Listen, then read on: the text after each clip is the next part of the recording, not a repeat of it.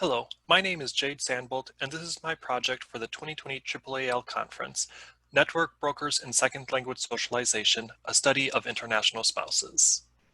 When I say international spouses, also known as accompanying spouses or +1 spouses, I mean individuals who travel abroad to accompany a partner who is an international student or visiting scholar, but they themselves are not students. They are often referred to as an invisible population in university communities because they don't have an official status within the university. There hasn't been much research done on this population, but the research that has been done shows that they often experience social isolation. Unlike other sojourners like international students or overseas workers, international spouses are not automatically connected to a network of classmates or coworkers. The research has also shown that these individuals often want to use their time abroad as an opportunity to improve their proficiency in the local language. However, our field of applied linguistics really hasn't paid much attention to the language development of international spouses, which is why I decided to make them the focus of my study. We can consider international spouses to be living in an immersion setting, much like study abroad students. We know from literature in study abroad that being in an immersion setting is very useful in improving one's proficiency in the local language.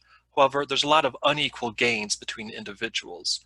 For this reason, people often want to look at the social interactions of people in immersion experiences and draw on the work of second language socialization. Literature in second language socialization also often draws on social network analysis as a way to analyze the social experiences that individuals have in immersion experiences.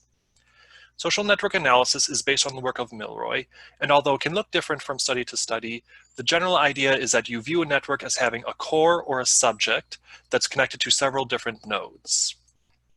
In their work, Zappa, Holman, and Duff argued that individual networks of practice could be a potential unit of study for second language socialization research, and many studies have taken up this idea.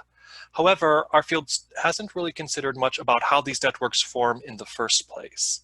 Considering international spouses don't have automatic network connections, but have to intentionally create these network connections, they are a great population to study to understand more about how networks form. Therefore, my research questions for this project were: what opportunities for English practice exist for international spouses, and how do international spouses become connected to these opportunities? My research involved 3 phases: interviews with 15 international spouses that I have described here in the table. I also selected 5 of them to do in-depth case studies, and I did some observations as well. For this project, I'm going to be looking a lot at the interviews, but first I want to talk about the case studies. So for the case studies, I conducted multiple interviews with my participants over the period of several months. And one of the activities that I did with them was to create an individual network of practice model based on the work of Zappa, Holman, and Duff. Here's one of the models that I created for my participant Fumiko from Japan. Together, we kind of discussed who it was that she connected with and interacted with frequently, and we created this model to represent the characteristics of the interactions, in particular what language it took place in. We can see that the people she interacted with included family members, people in the community, language partners, and also some groups that she could join to have conversations. These networks answered my question about who people were interacting with, but I wanted to learn more about how these connections formed in the first place.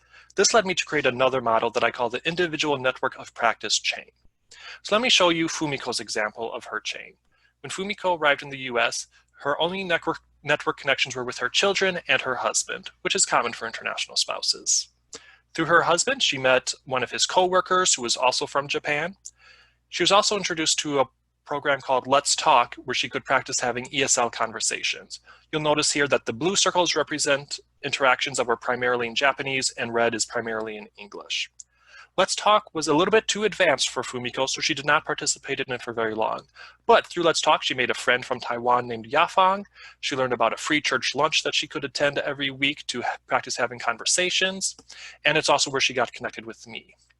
The lunch, even though she participated in frequently, was still a little bit difficult for her to engage in the interactions there. But while she was there, she met a man named Cecil who had an ESL group that was much more appropriate for her language level, and she became an active participant in that group. Through that group, she also got introduced to a language partner named Jackie. So we can see that all of these network connections started originally with her husband. Her children also provided her access to social interactions with their teachers, parents whose children went to the same school as them, and also their tennis instructor. Fumiko made another connection while she was abroad with an organization called World Hub that offered a variety of different programs and services. In particular, this organization connected her to 2 language partners while she was in the US. So we can see from this network chain that Fumiko's network expanded through certain nodes. For example, her husband, her children, Let's Talk. These different nodes provided her access to more social interactions. And these nodes could be considered network brokers. In their work on scholars who wanted to publish in English language medium journals, Curry and Lillis mentioned network brokers and defined them as network members who play a pivotal role in bringing others into networks or helping them forge networks. Although Curry and Lillis's work on literacy brokers has been taken up much in our field, we haven't really discussed this idea of network brokers. However, other people in social network analysis have. For example, Small, on his work in child care centers, argues that network brokerage can be done by individuals and organizations, and it can also sometimes be non-purposive, meaning the person's not intentionally expanding someone's network. So based on these ideas, I wanted to see what does this notion of network brokers mean in second language socialization, in particular for my participants, international spouses. So the network brokers from the interviews that I conducted that I noticed first involved people. Family was the most common. Everyone who came to the US, their main network connection was originally with their spouse, so they made connections through their spouse. BU, for example, mentions making friends through her husband's friends. However, most of these friends were also Chinese and did not give her much access to Americans. Ivan mentions that he sometimes learned information through his wife because the university would communicate information to his wife, but she wasn't always reliable on passing that information on to him. Other network brokers that we saw in Fumiko's network chain were her children. The participants who had children said that they were very good network brokers. Klaus mentions going to a playground, and while his kids were playing with other kids, he could interact with the other parents. And Etta mentions meeting parents whose children went to the same school as her children. Friends could also function as network brokers. Most of the friends that my participants mentioned were co-nationals who were from the same country and would introduce them to a resource where they could practice English. A few of my participants did make some American friends, such as Etta's conversation partner, who introduced her to other people in the community as well, whom she could interact with. And finally, researchers. You saw that I was part of Fumiko's network.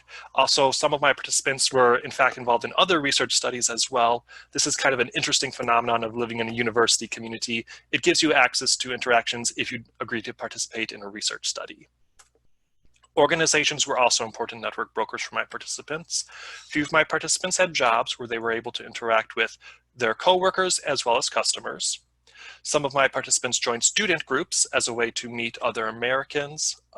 However, some of my participants also said they were unsure about joining student groups and say themselves weren't students. They weren't sure if they were really allowed to join those.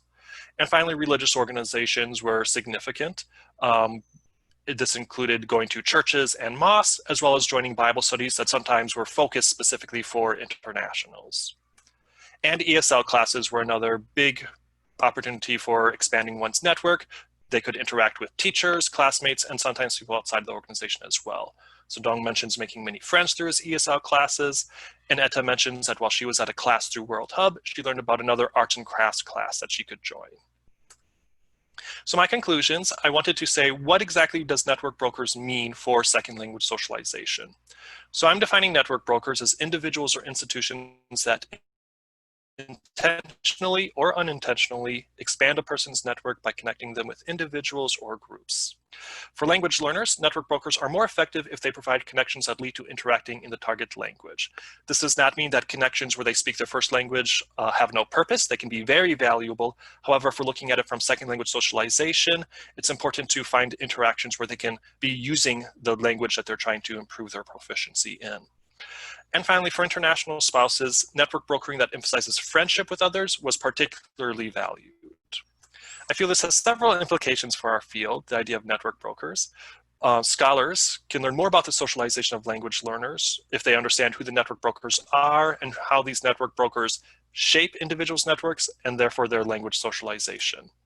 Study abroad programs can benefit by identifying potential network brokers, if they can connect study abroad students with these network brokers, it provides the students with more opportunities to make local connections while they are abroad. And finally, ESL programs can create more opportunities for students by connecting them to or teaching them how to recognize the network brokers in their community. Here are some of the references that I use. Thank you for taking the time to watch this video. If you have any comments or questions about my project, please email me at the email address provided.